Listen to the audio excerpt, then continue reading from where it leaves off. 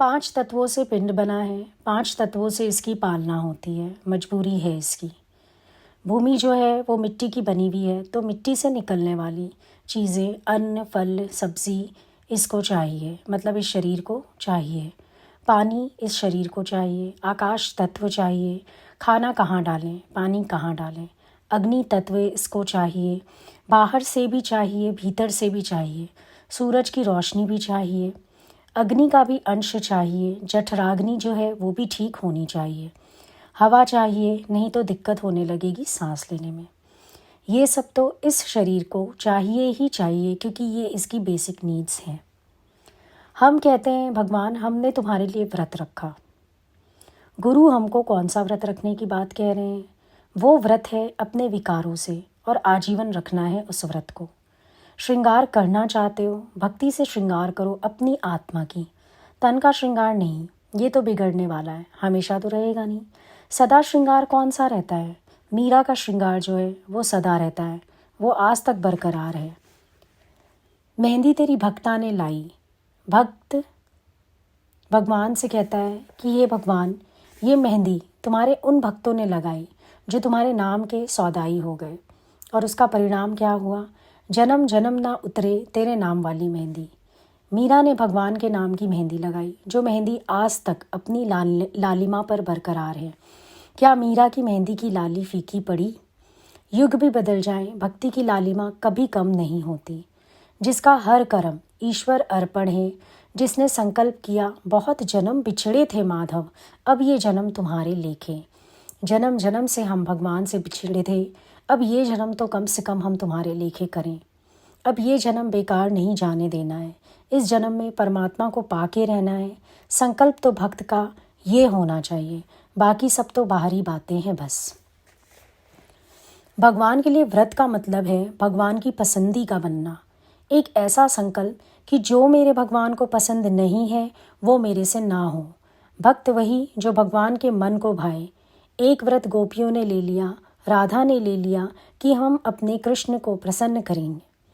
तो जब हम अपनी इच्छाएं, अपना मन, अपना विकार सब एक तरफ करके अपने भगवान की प्रसन्नता के लिए जीते हैं और व्रत ले लेते हैं, जब तक ये जीवन रहेगा भगवान मैं आपकी प्रसन्नता में ही जीऊँगी।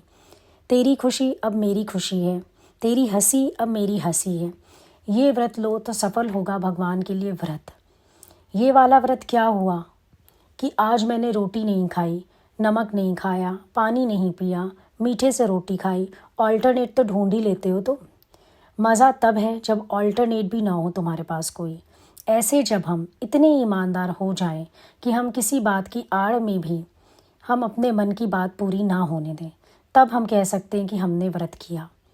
जब भक्त भी कूटनीतियाँ अपनाता है ना, भगवान से धोखा नहीं होता, वो धोखा उसका अपने आप से होता है।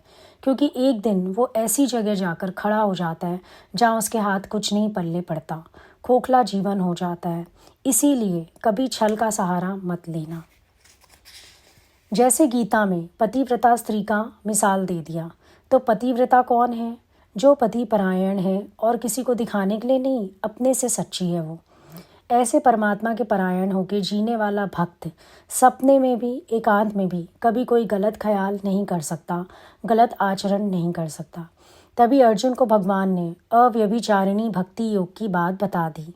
अनन्य अव्यभिचारिणी भक्ति योग से हे अर्जुन मैं मिलता हूँ।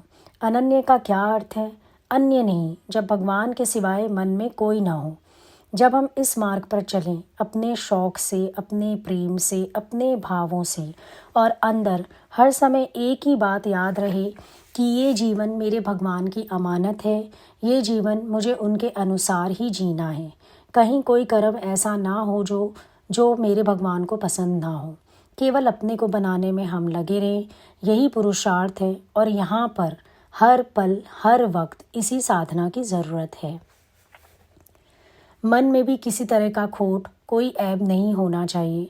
जब मन ने तुम्हारे अपना भगवान चुन लिया तो बस अब भगवान के सहारे चलो, कोई दूसरा विचार मन में मत लाओ, ना खुद कुछ बनो। जो सामने आ जाए सब भगवान का ही रूप है। गजे भी राम, भजे भी राम, है भी राम, होसी भी राम। राममय हो जाओ, परमात्मामय हो जाओ। गुरु ने अपने अनुभव से ज्ञान दिया, तुम उसको अपने जीवन में धारण करना और गुरु को आके अनुभव बताओ। गुरु ने ज्ञान सुनाया, जागृत कराया, जन्मों जन्मों की नींद तोड़ी। अब तेरा धर्म है कि तू गुरु को बैठ के अपना अनुभव बता। अर्जुन ने भी लास्ट में बोला, हे अच्युत, हे परम ब्रह्म, आपके इस आध्यात्मिक ज्ञान से मेरा मोह नष्ट हुआ और अब मैं निश्चयात्मक बुद्धि मुझे मिली और मैं अपने निश्चय में खड़ा हूँ। तुम्हें भी ये अनुभव अपने गुरु को बताना है कि हे गुरु, आपके इस आध्यात्मिक ज्ञान को मैंने समझा, जीवन में धारण किया, अब मैं निष्ठा में खड़ा हूँ। तब तुम्हारी असली बात बनेगी, तब तुम्हारा असली प्रेम नज़र आएगा गुरु के प्रति।